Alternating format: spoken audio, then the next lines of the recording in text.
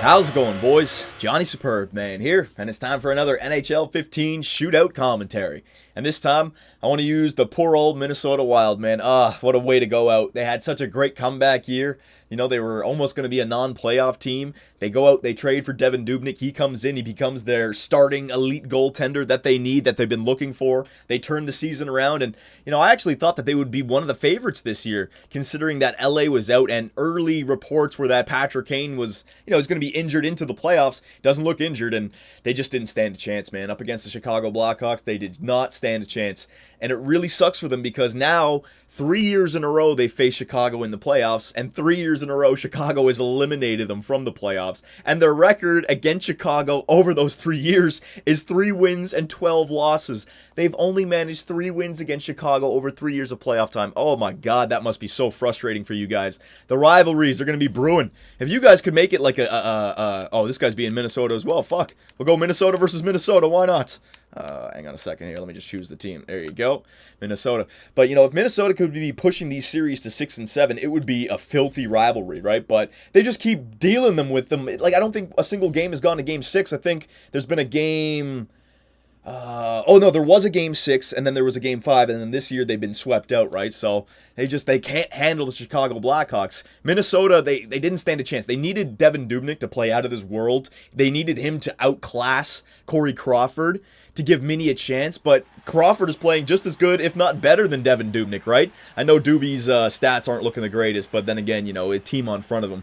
I think they definitely found a goalie of the future, and Dubnyk, he'll be back next year, but the rest of the Blackhawks lineup is just way too good. It outclasses them. I mean, Keith, Seabrook, Kane, Taves, Hossa, Sharp, Chalmerson, Crawford. I could go on, right? So, just way too good. And hang on a second here. I got a point to make. Nope,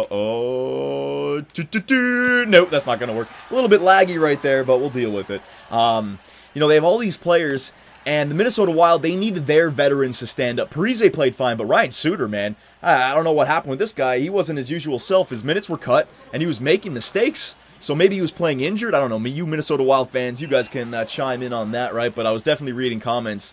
You guys were saying that Suter's minutes were down to like 25, and this guy was logging like over 30 minutes during the regular season. So maybe it's an injury. Maybe the coach played him too much during the regular season. He just got burnt out, I don't know. So we'll focus on the shootout here. We'll talk about them afterwards. A little palm and pea faker with the one-handed back to the backhand. Yeah, you guys can see the lag. It is lagging a little bit. This goalie's dancing in his crease, though. All I got to do is slow it down a little bit and get him moving. I'll show the flying poke check a few times. Maybe he can throw it on me. We can throw it to Balotelli. Up and over. Oh, man. Hang on a second. Flying poke check! Oh, my God! That looked vicious. Look at his knee pop. His left knee. Pop! Oh, my God. That's an injury right there, man. He had his weight on his left knee, and his leg just pops out from underneath him. Poor Roosevelt. You see his leg? Oh, my God. That looked horrible. Not only does the puck get behind him, he gives up a breakaway, but he snaps his ankle as well at the same time. That's so rough. All right, here we go. Parise. I don't even know what I want to do. Little back skating. Shoop! Oh, my God. Yeah, I can really do anything against this guy. Look at him. Look how deep he is. Doesn't move. Who are you, Henrik Lundqvist? Even Lundqvist comes out farther than that. What the hell are you doing? The guy's just on his goal line, sitting still. All right, Parise. Devin Dubnyk. I'm gonna do the fake. I've shown it twice. Fake. No. Oh, God damn. He had me. That move that he did, he covered a lot of ground very quickly. I mistimed it. Yeah, there was definitely an opening right there. So we can set up the superb man shot, boys.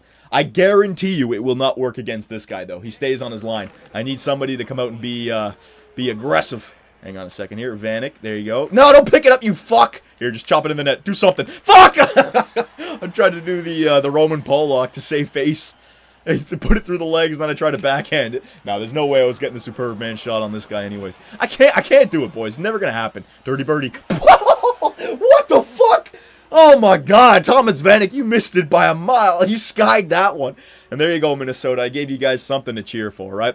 But let's talk about this series a little bit, just because, Chicago, man, they just outclass everyone in the Western Conference. I feel really bad for Minnesota. Like I said before, they're in the Central. They look like a team that's going to be in the playoffs for, let's just say, 3 years, all right? Minnesota looks like they're going to be a team in the playoffs for the next 3 years. Their veterans are still young enough they can play for 3 years. They found a goalie now. They have a young crop of players who are going to get older. Minnesota's going to be back in the playoffs.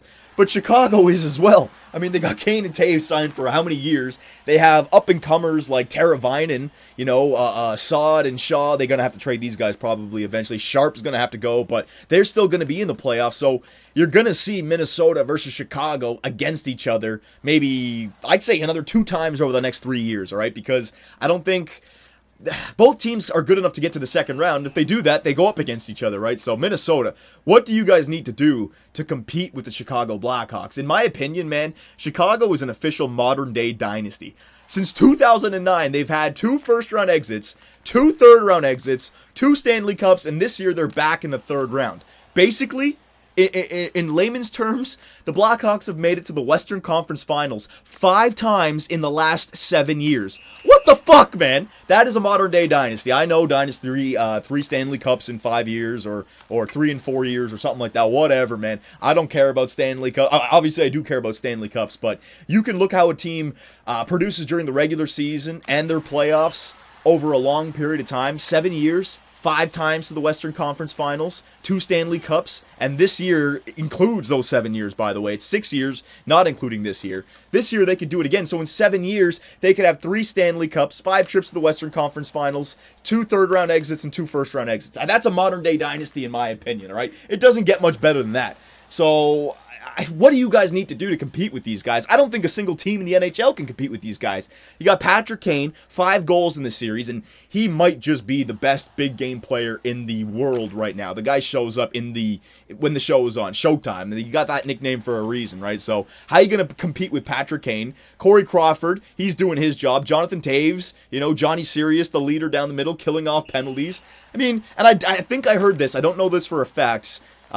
Correct me if I'm wrong. I think I heard that Chicago didn't trail the entire series. So you guys were just completely outclassed. But I still feel like Minnesota's a great team. So what do you guys need to do to compete in the future with Chicago, man? I don't think you can. Chicago's just way too good. And I'm really looking forward to the Anaheim Ducks versus Chicago. Sorry, Calgary. I haven't written you guys off just yet, right? But Getzlaf and Perry versus Toews and Kane. Oh my God, that would be fantastic. So Minnesota Wilds, I'm sad to see you guys get kicked out, but the future's still bright for you guys. You're still a young team.